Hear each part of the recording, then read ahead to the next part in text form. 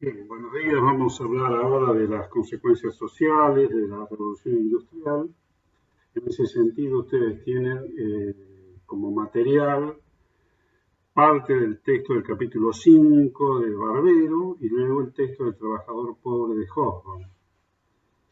Bien, y el tema de las consecuencias sociales es un tema, digamos, importante en la medida que aquellos que adhieren fervorosamente al capitalismo, digamos, industrial,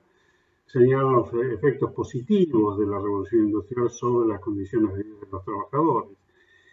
Y aquellas posiciones críticas, el marxismo, el anarquismo, tratan de describir las visión, digamos, crítica de las consecuencias para los trabajadores. También es difícil entender, digamos, un poco, como señala Hobsbawm, las consecuencias sociales,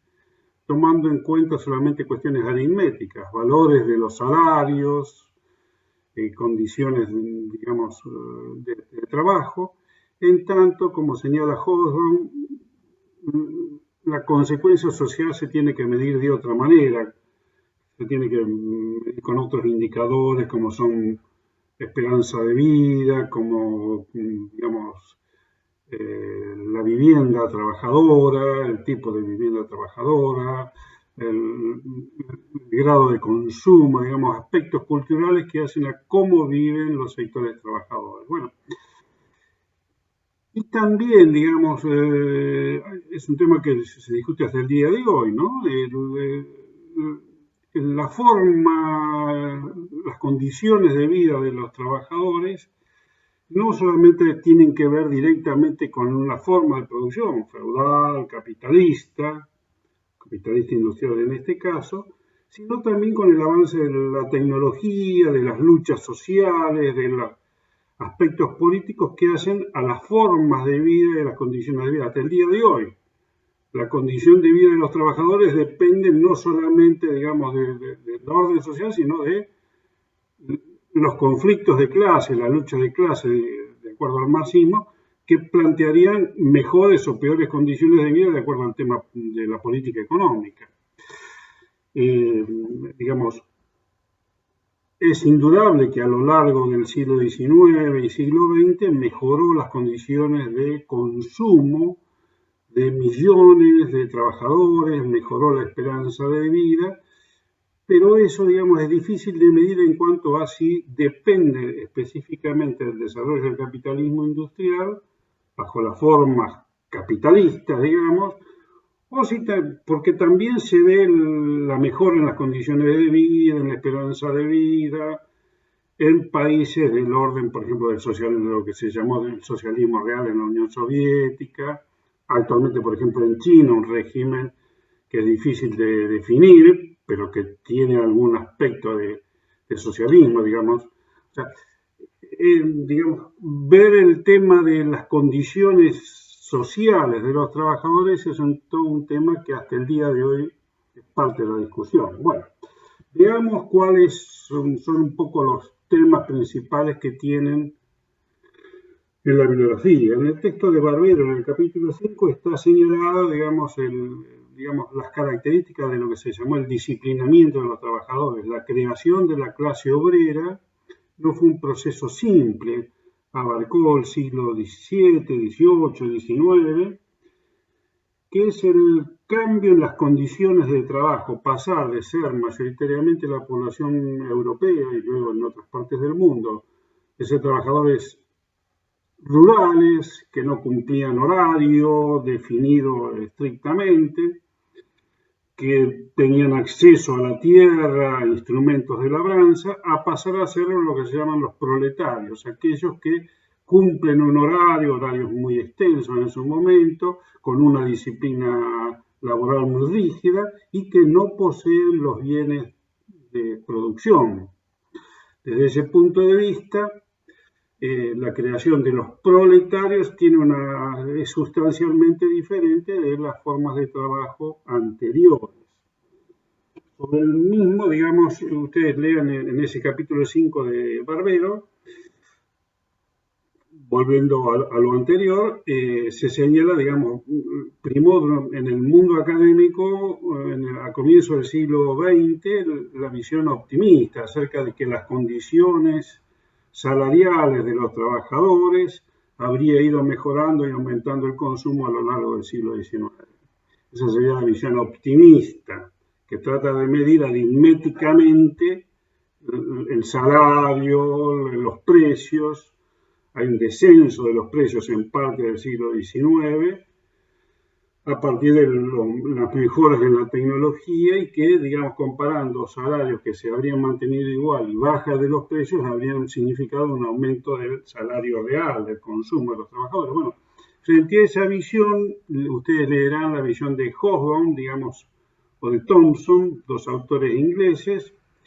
enfatizan, digamos, la característica pesimista, en cuanto que, como decíamos antes, Hobsbawm dice, bueno, no solamente se puede medir aritméticamente, sino la cualidad del trabajo, las características del trabajo que definen como de mayor empobrecimiento de los trabajadores. En ese sentido, en un mundo que fue el del siglo XIX, del afianzamiento de la burguesía como controladora del Estado, que cambia también un poco las formas de organización social, donde aumenta, digamos, el tema del individualismo, la competencia, que son valores, digamos, introducidos por la burguesía, donde por un lado hay mayor movilidad social que en el periodo feudal, pero donde se enfatiza, digamos, mucho más el individualismo y la competencia, como decíamos. En esa sociedad burguesa que empieza a tener consumos suntuosos y, digamos, mejoras sustanciales en sus condiciones de vida, la situación de la clase obrera puede dividirse, en principio, digamos, en la primera mitad del siglo de una manera y luego de mediados del siglo, cuando aparece la gran empresa, el surgimiento de lo que se llama la segunda revolución industrial, otras características tiene la condición de vida de una parte de la clase obrera. En ese sentido, para la primera parte, Hobsbawm señala que los datos permiten señalar que hubo un empeoramiento de la condición de vida obrera. Y lo ve desde el punto de vista del, digamos, del empobrecimiento en cuanto que no tiene acceso a los medios de producción, no tiene acceso a la tierra, y que las condiciones de la industria es de mayor inestabilidad. Lo único que tiene para brindar al medio productivo de trabajadores es su fuerza de trabajo, y en tanto no tiene acceso a la industria, a la fábrica, el trabajador no tiene medios, digamos, de subsistencia. Esa mayor inestabilidad que no era tan presente o que no era así en el periodo del feudalismo, donde el campesino, si bien era servil su condición, tenía asegurado, digamos, el apoyo familiar y el acceso a la tierra hasta el final de sus días. Bueno, bajo el capitalismo eso se transforma en un mundo mucho más inestable en las ciudades, donde el aspecto que subraya y que es bien interesante el texto de Hobsbawm es el aumento del alcoholismo, de la prostitución, digamos, vinculadas con esas relaciones impersonales de trabajo donde el trabajador, digamos, no tiene un trato directo con su patrón, en la mayoría de los casos, y que también está vinculado a un empobrecimiento de sus condiciones de vida de vivienda. Digamos, Londres, la primera ciudad grande industrial, junto con otras de Inglaterra, es una gigantesca villa de emergencia, digamos, diríamos hoy. Que sus condiciones de vida eran muy malas, eran famosas las epidemias a que estamos en este momento de tragedia en el mundo. Digamos, la condición de vida obrera era muy mala también en las horas de trabajo, se trabajaban, digamos, prácticamente todos los días de la semana, 12, 14 horas diarias. Fíjense que el pedido a mediados del siglo van a ser las 10 horas de trabajo, o sea, digamos, como gran avance que trabajar solamente 10 horas de trabajo diarias, ese era el planteo. También, digamos, describe el fuerte trabajo de mujeres y de niños, sobre todo, por ejemplo, en las minas de carbón para los niños, por ser ambientes pequeños, era muy utilizada este tipo de trabajo que tenía salarios menores y donde desde el Estado la política era, digamos, de justamente de favorecer el disciplinamiento de los trabajadores. Ustedes tienen trabajos prácticos, textos de Bergeron y sobre legislación, sobre las condiciones de vida obrera, donde estaban prohibidos todo tipo de asociación laboral de trabajadores y donde se reprimía con multas, con castigos hasta físicos a los trabajadores en el ámbito de trabajo. O sea, el texto del trabajador pobre describe un mundo del trabajo muy negativo para los trabajadores de acuerdo al planteo de Hoffman, que es su autor, que contrasta con la visión optimista. Uno de los aspectos que el marxismo ha trabajado sobre la cuestión es el tema de carácter, digamos, de la conducta y del extrañamiento de los bienes producidos respecto del trabajador. Si el trabajador en el ámbito rural, en la época del feudalismo, tenía sus animales, su producción, bajo la forma capitalista, solamente es dueño de su fuerza de trabajo. El producto de su trabajo, dirían los marxistas, se enajena, se hace ajeno a él, se lo ve como algo que no tiene relación directa con él mismo, sino que es, bueno, justamente ajeno. Desde ese punto de vista,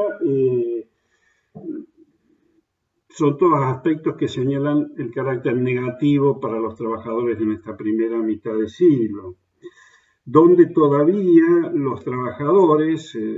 cuestión que señala Hoffman, todavía no tienen conciencia, en la mayoría de los casos, de ser una clase con intereses propios y con formas de organización propia.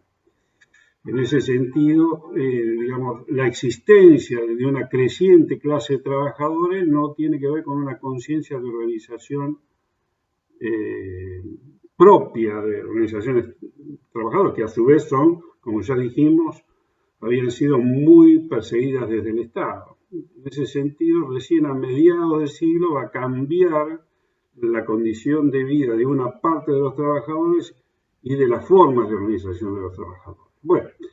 por aquí dejamos esta primera parte del siglo XIX y veremos en el siguiente video, digamos, los cambios que hay en la segunda mitad del siglo.